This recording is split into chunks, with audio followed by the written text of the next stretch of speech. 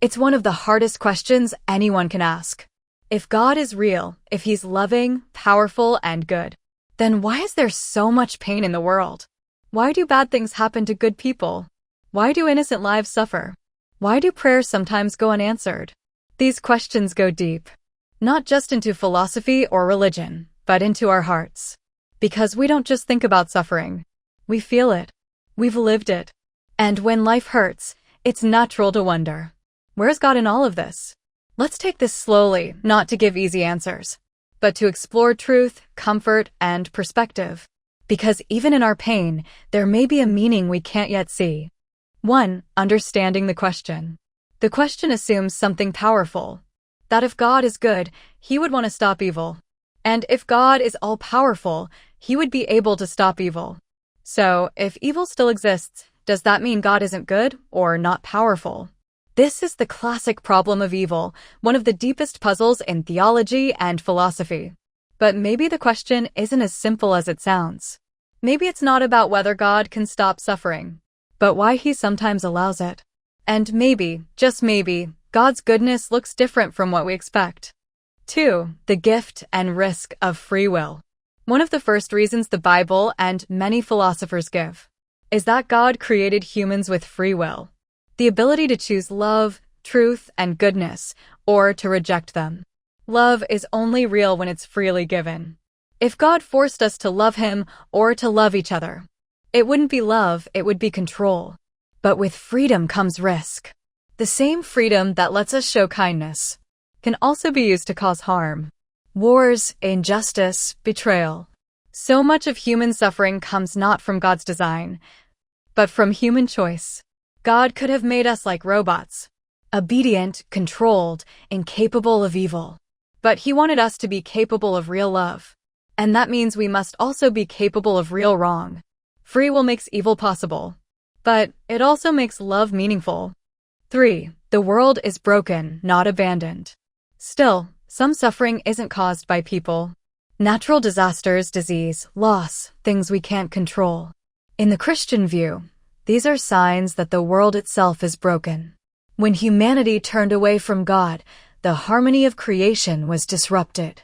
Pain, decay, and death entered a world that was once whole. But that doesn't mean God abandoned it.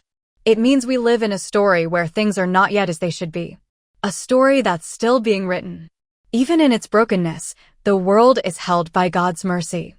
And one day, He promises to make all things new again. 4. God uses suffering to shape the soul. Here's something most of us discover only through experience.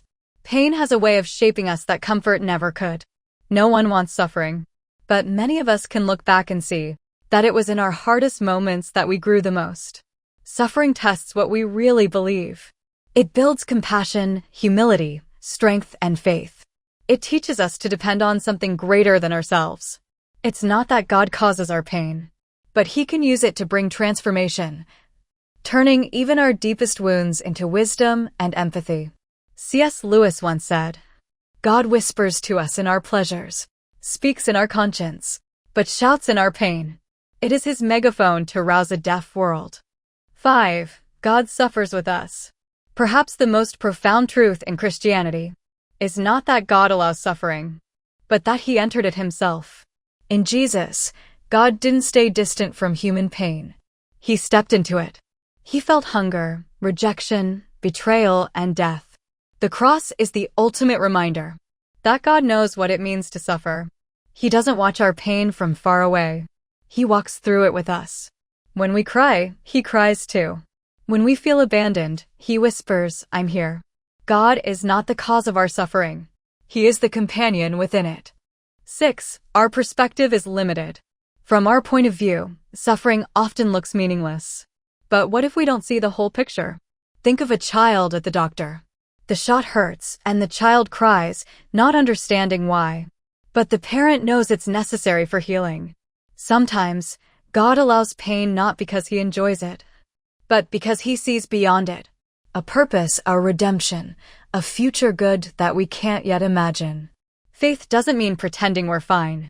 It means trusting that, even when life hurts, the story isn't over, and that God's hand is still at work behind the scenes.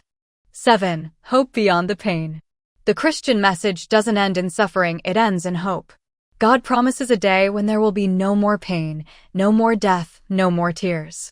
A world made new, where justice, love, and joy are complete.